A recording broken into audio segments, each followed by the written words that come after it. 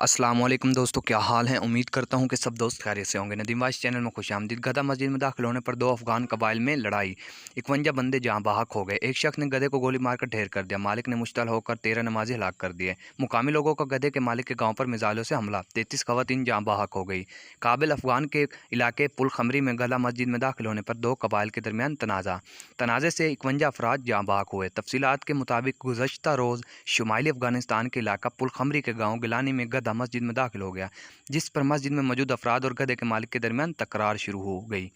इसी दौरान एक आदमी ज़्यादा तैश में आ गया और वो इसी वक्त वहाँ से घर गया और अपने घर रखी क्लाशनकोफ उठा लाया और ब्लास्ट मारकर गधे को गोली मार दी, जिससे गधा मौके पर मर गया।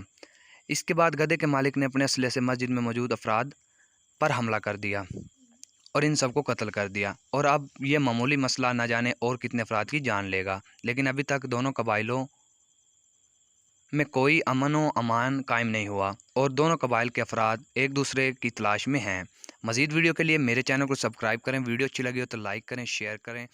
Thank you.